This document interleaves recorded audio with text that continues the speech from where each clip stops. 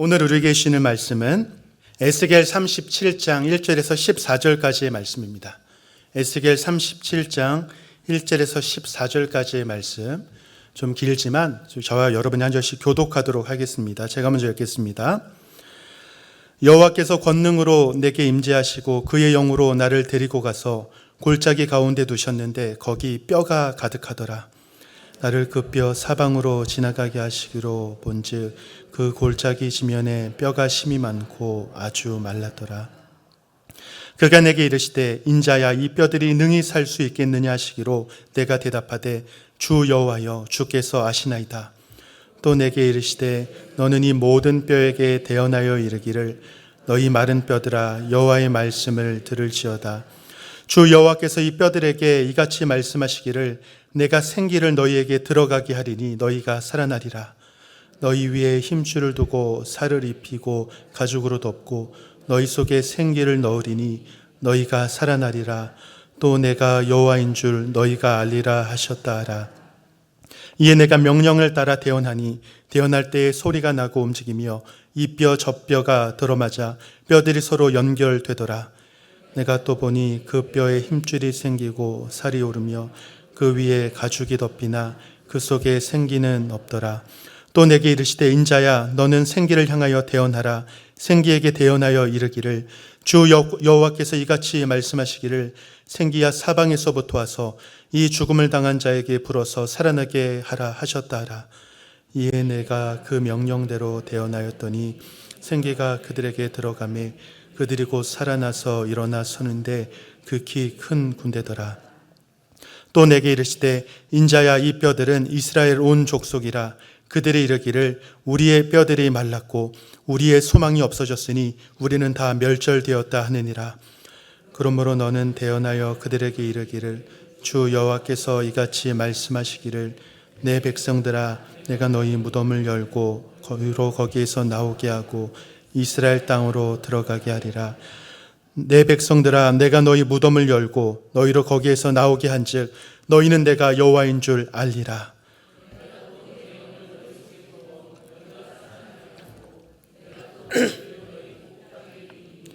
나 여호와가 이 일을 말하고 이룬 줄을 너희가 알리라. 여호와의 말씀이니라. 아멘.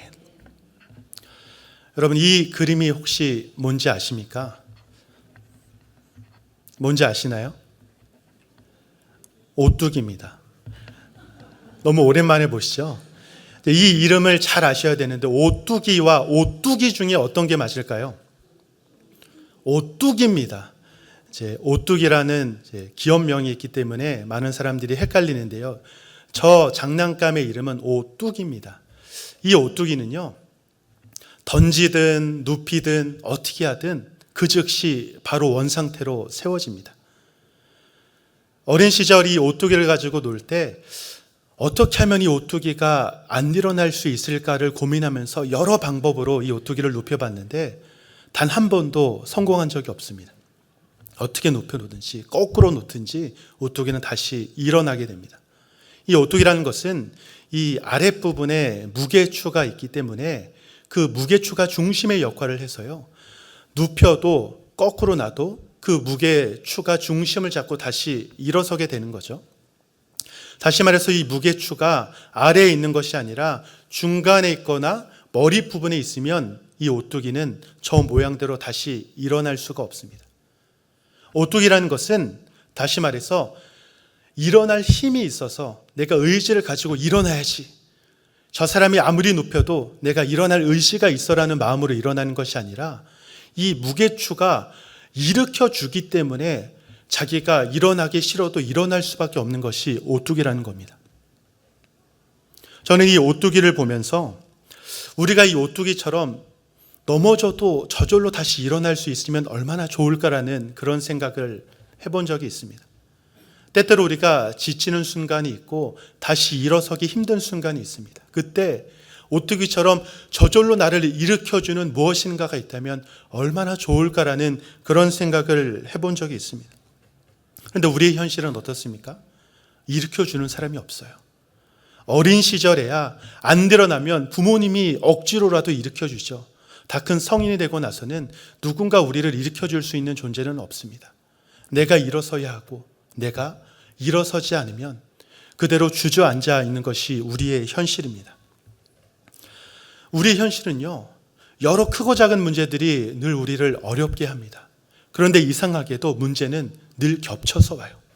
하나 오면 지나가고 다음 게 오면 견딜 수 있을 것 같습니다. 하나가 오고 나서 이겨내고 나서 조금의 텀이 있으면 그래도 괜찮을 것 같습니다. 그런데 문제는 이상하게 뭔가 내 상황을 엿보고 있다가 틈이 보이면 동시에 임하는 것처럼 여러 가지가 함께 임하기도 합니다.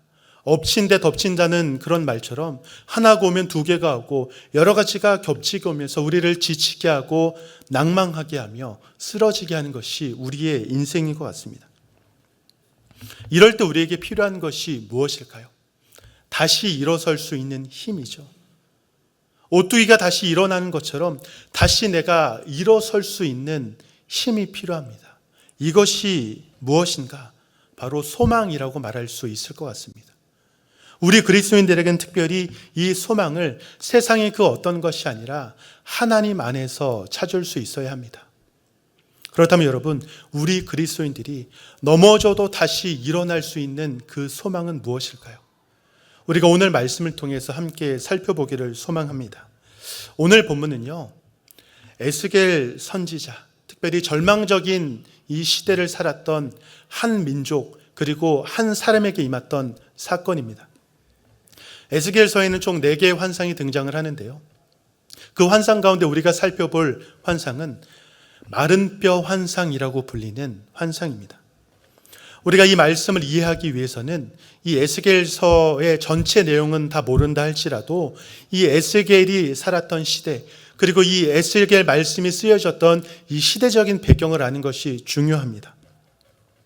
이 에스겔 선지자가 말씀을 전했던 시대는 굉장히 암울한 시대였습니다. 선지자 개인적으로는요, 제사장의 아들로서 태어나서 제사장이 되기 위해 준비하던 그 청년 시기, 25살의 나이에 자신의 의지와 상관없이 바빌론의 포로로 끌려오게 되었습니다.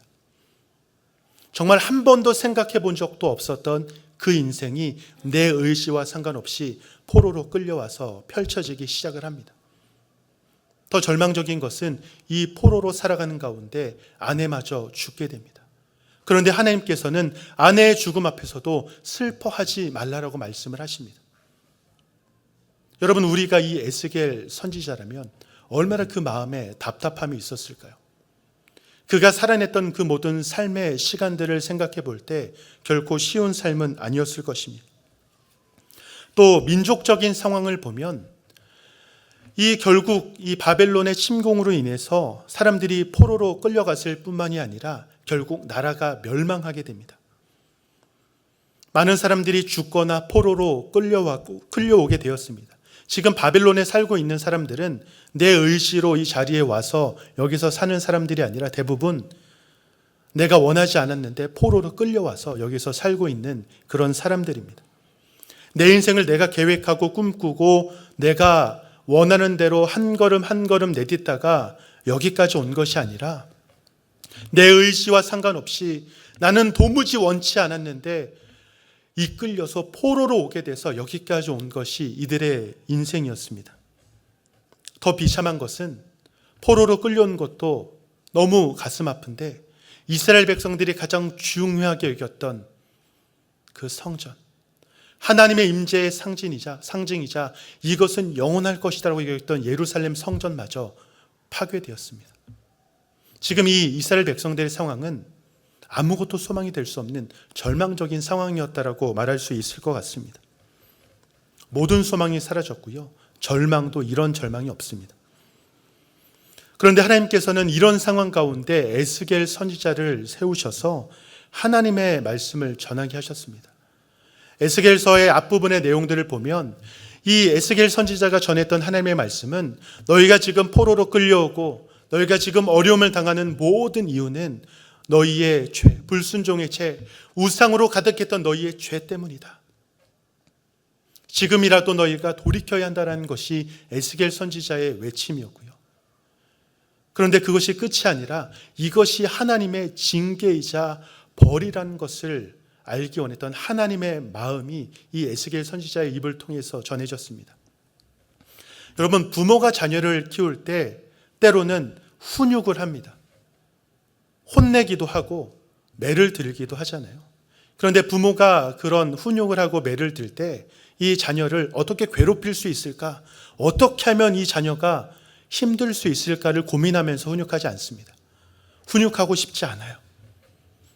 매를 들고 싶지 않습니다. 하지만 이 아이가 잘못된 길로 가는 것을 막기 위해서 어쩔 수 없이 그 마음으로 그 아이를 사랑하기 때문에 훈육도 하는 것이고 때로는 회초리를 드는 겁니다.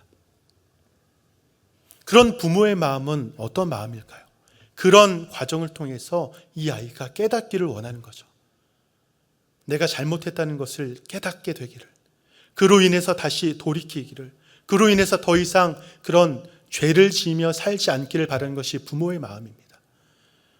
이것이 하나님의 마음이었다는 겁니다. 단순히 포로로 끌려와서 절망적이고 아무것도 할 수 없는 너희의 현실을 통해서 그냥 원망만 하고 있는 것이 아니라 이것이 징계다, 이것이 벌이다, 그러니 내가 이제라도 돌이켜야 한다는 것을 깨닫기 원했던 것이 하나님의 마음이었다는 겁니다. 알아야 돌이킬 수 있거든요. 알아야 깨달을 수 있습니다. 모르니까 돌이키지 않는 것이지 않습니까? 그래서 에스겔서의 이 말씀을 보면 1장부터 32장까지는 그 심판의 메시지, 너희가 왜 심판을 받는지, 너의 심판의 이유가 무엇인지에 대해서 계속 이야기를 하다가 33장부터는 갑자기 분위기가 바뀌어졌어요. 회복에 대해서 이야기를 합니다. 너희 가운데 회복이 있을 것이다. 너희 가운데 구원이 있을 것이다. 그런데 문제는요, 이스라엘 백성들이 지금 자신이 처한 그 현실이 너무나 힘들고 어렵다 보니까 하나님의 말씀이 귀에 들어오지 않습니다. 에스겔 선지자가 외치는 그 소망의 메시지가 마음에 와닿지 않습니다. 왜 와닿지 않아요? 회복은 지금 당장 이루어지는 것이 아니잖아요. 회복이라는 것은 지금 당장 손에 잡히는 것이 아닙니다. 나는 지금 죽을 것 같고 힘들고 절망이 가득한데 보이지 않는 그 소망, 손에 잡히지 않는 그 약속은 그들에게 아무런 힘이 될 수 없었던 겁니다. 에스겔 선지자를 통해서 아무리 외쳐도 그들이 회복될 것이라는 것을 듣지만 깨닫지 못합니다. 회복해 주실 거야 라고 말하지만 그것이 와닿지 않습니다. 그 상황이 당시 이스라엘 백성들의 그 마음 상태였다는 것입니다. 이미 성전도 파괴됐고요. 나는 포로기 때문에 자포자기하는 것이 이들의 심정이었습니다. 마치 이런 거죠. 우리가 인생을 살아가다가 여러 고난들을 만납니다. 그런데 어떤 고난을 만나면 이겨내요. 버텨냅니다. 그런데 그런 고난들이 반복되는 거죠. 하나 이겨냈는데 산 하나 넘었는데 또 산이 있습니다. 하나 고난 겨우 버텼는데 또 다른 고난이 와요. 그런 것들이 반복되다 보면 우리의 마음의 상태가 어떻게 되죠? 힘들어집니다. 하나님, 너무한 거 아닙니까? 그래도 숨 쉴 그 구멍 하나 줘야 되는 거 아닙니까? 나 지금 너무 힘든데 겨우 하나 이겨냈는데 또 하나의 어려움이 나에게 있다는 것은 이것은 살지 말라는 것 아닙니까? 이런 마음으로 기도하는 분들이 계십니다. 버텨내도 너무 힘드니까 결국 어떤 상태가 되냐면 기도해도 소용없다는 마음이 들고 기도해도 지금 내 삶이 바뀌어질 수 없다라는 마음이 들고 그러니 기대도 하지 않고 더 이상 아무것도 바라지 않게 됩니다. 그 현실에 사로잡혀서 그 고난에 사로잡혀서 아무것도 할 수 없는 것이 우리의 상태가 됩니다. 이런 것과 마찬가지라는 거죠. 더 이상 아무것도 할 수 없고 기도할 힘도 없고 기도해도 소용이 없는 그 상태. 더 이상 아무것도 나에게 소망이 될 수 없다라고 여기는 그 상태가 지금 이스라엘의 상태였습니다. 그래서 오늘 본문 1절에 보면 하나님께서 이 에스겔 선지자를 불러서 하나의 환상을 보여주십니다. 골짜기로 부르시는데요. 거기에 뭐가 있었냐면 뼈들이 많았습니다. 2절에 보면 이렇게 이야기하죠. 뼈가 심이 많고 아주 말랐다. 그런 뼈들이 많았다는 거죠. 근데 그 뼈를 보면서 하나님께서 질문하십니다. 인자야, 이 뼈들이 능히 살 수 있겠느냐? 여러분이 말랐다는 이 표현은요, 뼈들이 마르다 못해 완전히 바짝 말랐다는 그런 의미입니다. 뼈가 말랐다는 건 뭐예요? 뼈라는 것은 시체가 다 썩고 남은 그 잔해잖아요. 뼈잖아요. 더 이상 살아날 수 없는, 소망도 없는 그런 상태를 말합니다. 쉽게 말하면 절망의 최고치예요. 근데 그런 뼈를 보면서 이렇게 질문을 하는 거죠. 인자야, 이 뼈들이 능히 살아날 수 있겠느냐? 살 수 있겠느냐? 11절에는요, 이 뼈를 뭐라고 말씀하고 있냐면요, 이스라엘 온 족속이다라고 이야기를 합니다. 비유적으로 말씀을 하고 있는 겁니다. 이 말라버린 이 뼈들이 다시 살아날 수 있겠니?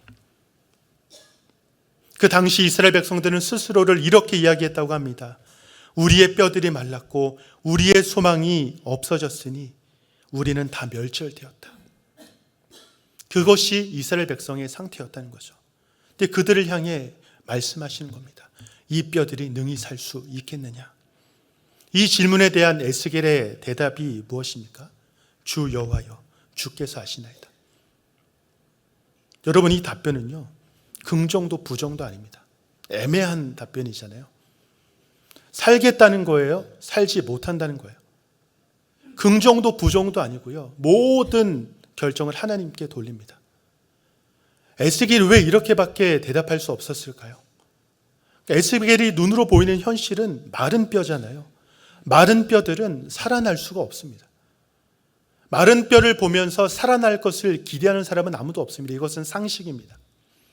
뼈를 보면서 생기를 기대하는 사람 없어요. 뼈를 보면서 생명을 기대하는 사람 아무도 없습니다. 왜냐하면 시체, 뼈, 죽음 이런 것은 절망의 상징입니다. 우리가 장례식장에 가서 많은 사람들이 힘들어하는 이유가 그거잖아요. 죽음이라는 것은 세상의 기준으로 볼 때 끝이기 때문에. 그래서 절망이 되고 낭망하는 거잖아요. 물론 우리 그리스도인들은 그렇게 생각하지 않지만 세상적인 관점에서 보면, 상식의 관점에서 보면 죽음은 끝입니다. 뼈는 소망과 연결 지을 수 있는 단어가 아니에요. 그러니 에스겔은 그렇게 대답할 수밖에 없죠. 사실 이렇게 대답하고 싶었을 겁니다. 뼈는 살 수 없습니다. 그런데 여호와여, 주께서 아시나이다 라고 이야기했던 것은, 그것이 상식이지만 에스겔은 알았거든요. 그것이 상식일지라도 하나님께서 원하시면 가능하다. 하나님께서 살리시면 가능하다라는 것을 알고 있었기 때문에 모든 공을 하나님께 돌리고 있는 거죠. 아무런 소망 없는 현실을 보면 불가능하지만 하나님은 가능하시기 때문에. 오늘 본문은 하나님께서 이 상식을 뛰어넘는 하나님의 그 능력, 그리고 하나님의 일하심을 보여주고 계십니다. 5절과 6절에 보면요, 하나님께서 에스겔 선지자에게 이렇게 말씀을 하십니다. 대언하라고 말씀을 하는데요, 제가 읽겠습니다. 주 여호와께서 이 뼈들에게 이같이 말씀하시기를, 내가 생기를 너희에게 들어가게 하리니 너희가 살아나리라. 너희 위에 홰줄을 두고 살을 입히고 가죽으로 덮고 너희 속에 생기를 넣으리니 너희가 살아나리라. 또 내가 여호와인 줄 너희가 알리라 하셨다라. 너희가 살아나리라. 너희가 살아나리라. 여호와의 생기, 하나님의 영이 그 가운데 들어갈 때에 마른 뼈와 같은 인생이 살아나게 되고, 절망적인 그 인생이 바뀌게 되고 소생케 되는 은혜가 임하게 될 것이다. 죽음이 생명이 되며 절망이 소망이 되는 그런 일이 일어나게 될 것이다. 그리고 그 사실을 통해서 너희는 내가 여호와 하나님이라는 것을 알게 될 것이다. 여러분, 지금 이스라엘 백성들이 절망에 빠진 이유는 사실 포로로 끌려와서가 아닙니다. 지금 당하는 고난이 너무 힘들어서 절망에 빠진 것이 아닙니다. 사실 이들이 지금 절망하고 낭망하고 있는 이유는 하나님이 없기 때문이에요. 하나님을 소망으로 인정하지 못하고 있기 때문입니다. 여러분, 37장에 보면 반복해서 나오는 표현이 있습니다. 내가 여호와인 줄 너희가 알리라.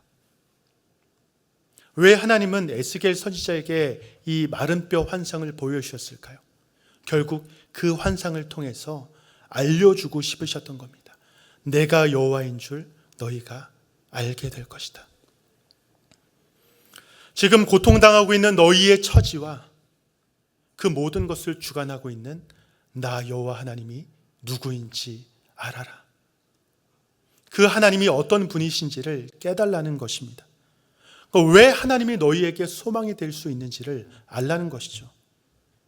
지금 에스겔 선지자를 통해서 환상을 보여주시고 그것을 깨닫게 하시는 하나님의 의도는 심판을 통해서 하나님의 주권을 깨닫게 되고, 그리고 회복을 통해서 하나님의 은혜를 깨달으라는 하나님의 뜻이 담겨져 있는 겁니다. 결국 에스겔서 전체에 담겨져 있는 하나님의 뜻이 지금 요약되어 있는 것입니다. 사실 이미 이 구원과 회복이라는 것은 33장부터 하나님께서 이 에스겔 선지자를 통해서 전하도록 명령하셨습니다. 그런데 이스라엘 백성들이 깨닫지 못해요. 들으려고 하지 않습니다. 소망의 메시지를 들으면 그것이 소망으로 와 닿아야 하는데 전혀 와닿지 않아요. 그런 그들을 향해서 하나님께서 다시 한번 환상을 통해서 깨닫도록 하시고 그것을 에스겔 선지자를 통해서 전하도록 명령하셨던 겁니다. 지금 고통스럽고 힘들다고 말하는 너희들아, 결국 너희는 하나님의 구원 앞에서 내가 여호와 하나님이신 줄을 깨달아 알게 될 것이다. 지금 이 이스라엘 백성들에게 필요한 것은, 이들에게 필요한 소망은 앞이 보이지 않는 그 현실, 끝이 보이지 않는 그 고난을 이겨낼 수 있는 힘입니다. 그것이 현실을 버텨낼 수 있는 힘이고요, 견뎌낼 힘이라는 거죠. 결국 마른 뼈 환상이라는 것은 이스라엘 백성이 가장 절망스러운 때에 가장 확실한 소망을 눈으로 보게 하시면서 너희가 이 절망적인 상황에서 소망을 가지고 살아야 할 이유에 대해서 분명하게 말씀하십니다. 그 모든 절망을 바꿔주실 수 있는 그 하나님, 너희의 모든 상태를 바꿔주실 수 있는 그 하나님, 그 하나님을 나타내 주시는 하나님의 놀라운 약속의 메시지입니다. 여러분, 그리스도인에게 소망이라는 것은 시간이 지나면 어떻게 되겠지라고 생각하는 막연한 기대가 아닙니다. 지금 당장 달라질 수 있다고 믿는 확신에 찬 기대입니다. 내일이 지나면 어떻게 되겠지? 1년이 지나면 어떻게 되겠지? 내 삶도 좀 달라지지 않겠어? 이런 마음으로 그저 막연하게 바라보는 것이 아니라 반드시 달라질 수 있다는 것을 믿는 그런 소망입니다. 그렇게 모든 것이 불확실하고 한 치 앞도 내다볼 수 없는 요즘 같은 현실에서도 우리 그리스도인들이 이 소망을 가지고 살아가기 위해서는 하나님께서 보여주시는 확신이 필요합니다. 우리는 이 확신이 없이는 잘 믿지 못합니다. 우리는 이 확신이 없이는 잘 움직이지 못합니다. 늘 기도할 때도 그런 기도하잖아요. 하나님 보여주시면 움직이겠습니다. 하나님 말씀해 주시면 내가 반응하겠습니다. 그 확신이 있어야 내가 움직일 수 있습니다. 그 하나님께서 보여주시는 확신이 무엇일까요? 저는 그것을 비전이라고 표현하고 싶습니다. 베스트셀러 작가인 켄 블랜차드는 자신의 책 비전으로 가슴 뛰게 하라라는 책에서 비전이란 무엇인가에 대해서 이렇게 이야기를 합니다. 비전은 자신이 누구이고 어디로 가고 있으며 무엇이 그 여정을 인도할지 아는 것이다. 그렇다면 우리 그리스도인들에게 비전이라는 것은 어떤 막연한 꿈이나 이상적인 것을 말하는 것이 아니라 하나님의 말씀을 통해서 깨닫게 되는 하나님의 인도하심이다라고 말할 수 있을 것 같습니다. 하나님의 말씀을 통해 깨닫게 되는 하나님의 인도하심, 하나님의 말씀을 통해 깨닫게 되는 하나님의 확신입니다. 지금 이스라엘 백성들이 포로로 끌려왔고 성전도 파괴되고 모든 것이 절망스러운 상황에서 이것은 현실이죠.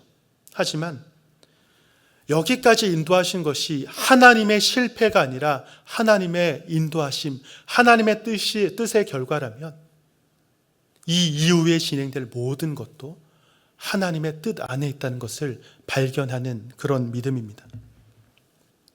우리가 인생을 살아가는 가운데 우리가 가져야 할 믿음과 소망이 이것입니다.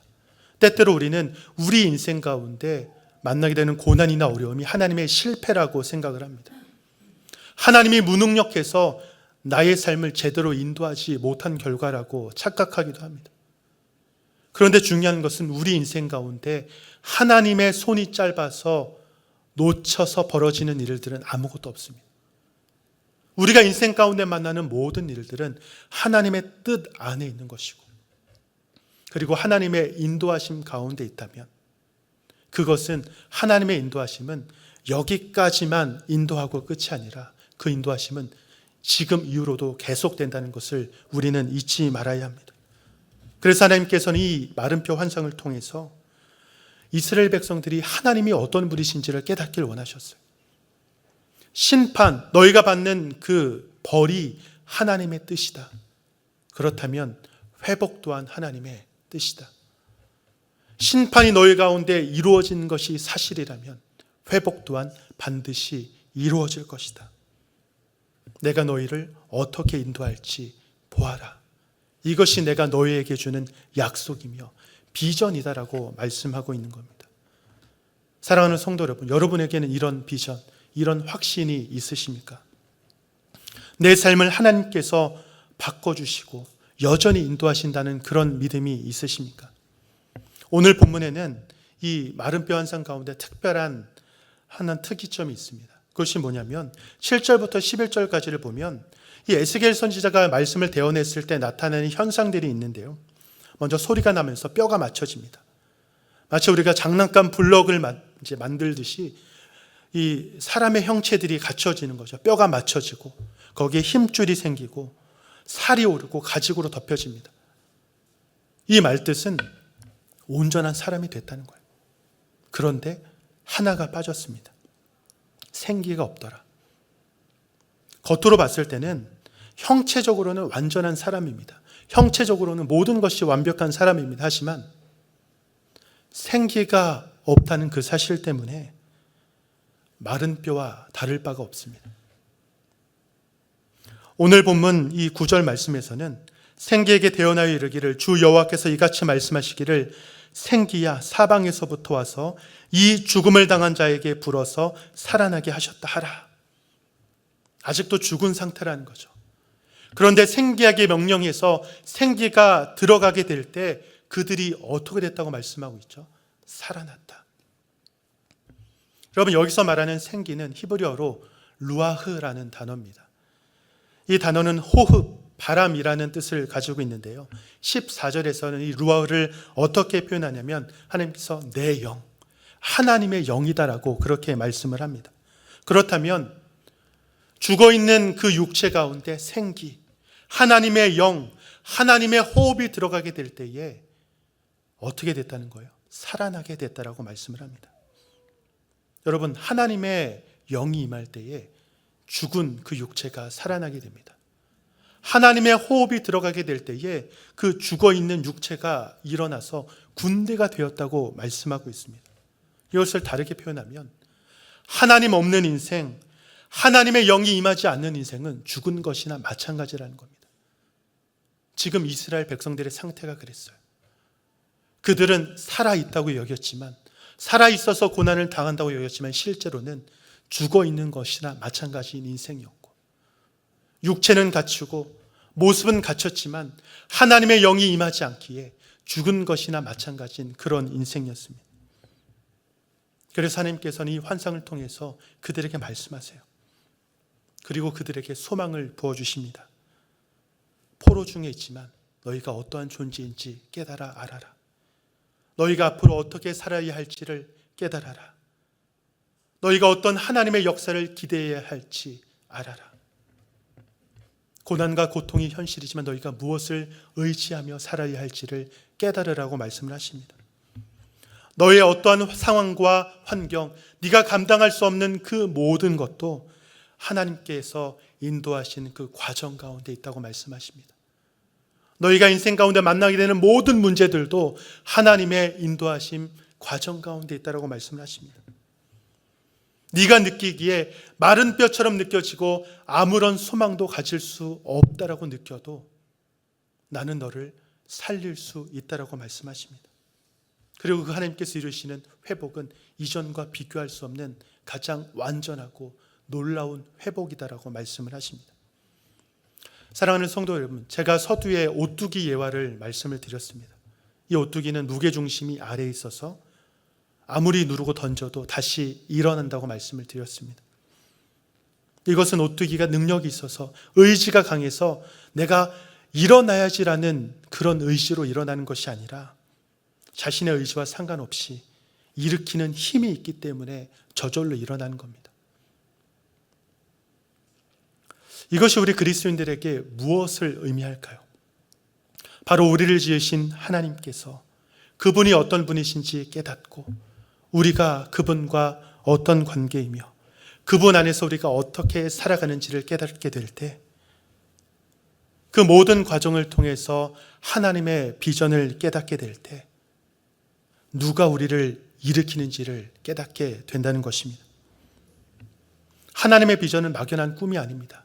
어떤 사람들은 하나님의 꿈을 가지라고 이야기합니다. 그 꿈이 무엇인지 우리는 잘 모르잖아요. 제가 말하는 비전은 단순히 막연한 꿈이 아니라 하나님께서 말씀을 통해 여러분에게 주시는 그 약속을 붙잡고 하나님께서 여러분을 구원으로 인도하신다는 그 약속이 소망이 되고 하나님이 여러분을 책임지신다는 그 약속이 소망이 되어 그 하나님의 인도하심을 확신하게 되는 그 확신을 갖게 되는 것을 말합니다. 다시 말하면 마른 뼈를 살리시는 하나님께서 지금의 내 인생, 우리의 삶을 바꿔주심을 믿는 소망입니다. 우리가 이 사실을 믿게 되면요, 오뚜기처럼 다시 일어날 수 있어요. 내가 힘이 없어도 나를 일으키는 그 힘 때문에 다시 일어서게 됩니다. 제가 좋아하는 찬양 가운데 보리라라는 찬양이 있습니다. 가사를 한번 읽어드리겠습니다. 우리 오늘 눈물로 한 알의 씨앗을 심는다. 꿈꿀 수 없어 무너진 가슴에 저들의 푸른 꿈 다시 돋아나도록 우리 함께 땀 흘려 소망의 길을 만든다. 내일로 가는 길을 찾지 못했던 저들 노래하며 달려갈 그 길. 그날에 우리 보리라. 새벽 이슬 같은 저들 일어나 뜨거운 가슴 사랑의 손으로 이 땅 치유하며 행진할 때 오래 황폐하였던 이 땅 어디서나 순결한 꽃을 펴어나고 푸른 의의 나무가 가득한 세상 우리 함께 보리라.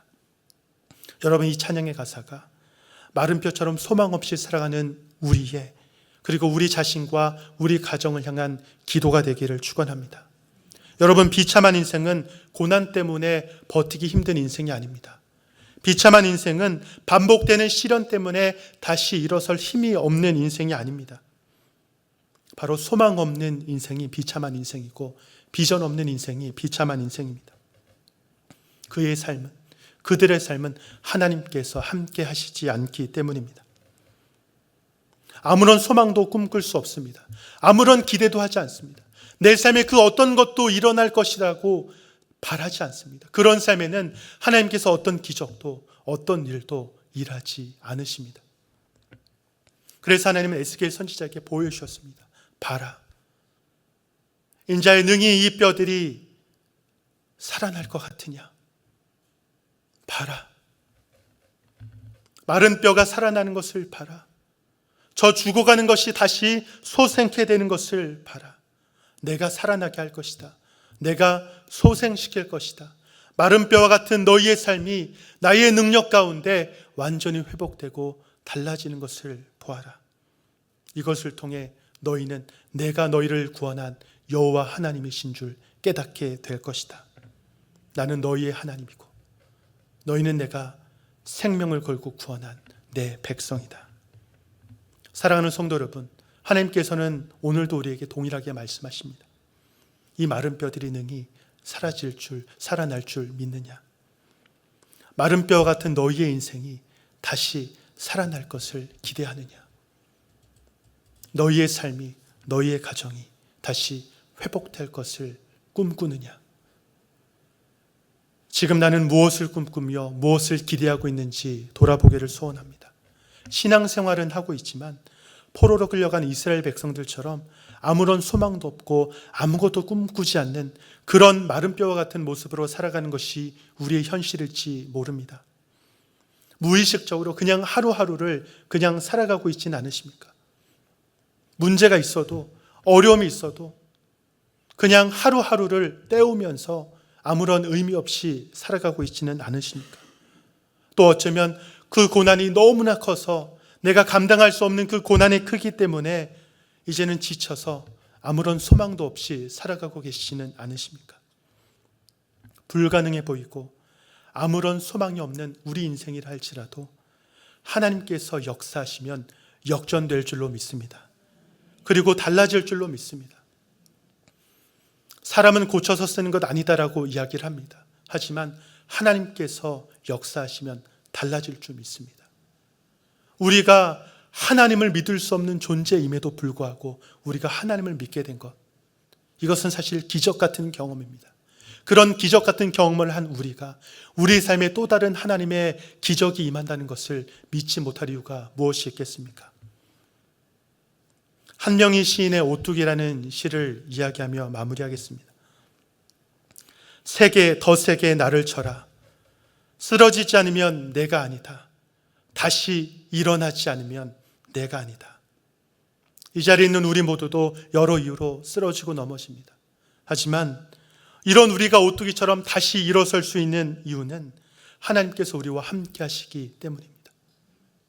쓰러져 있는 그 순간에도 하나님의 은혜, 하나님의 구원, 하나님의 역사는 늘 우리 가운데 있기 때문입니다. 매일 넘어지는 것이 우리의 현실입니다. 안 넘어져야지 하지만 또 넘어지는 것이 우리의 현실이지만 우리에게 말씀하시는 하나님의 말씀을 붙잡기에 그 말씀이 우리에게 확신이 되어 날마다 기대와 소망으로 살아가는 저와 여러분이 되기를 축원합니다. 그 말씀이 우리에게 비전이 되고 소망이 될 때 이 어려운 현실도 우리가 다시 일어나게 되는, 다시 버텨내게 되는, 다시 감당하게 되는 놀라운 삶으로 변하게 될 줄로 믿습니다. 그런 삶을 살아가는 저와 여러분이 되시기를 주님의 이름으로 간절히 축원합니다.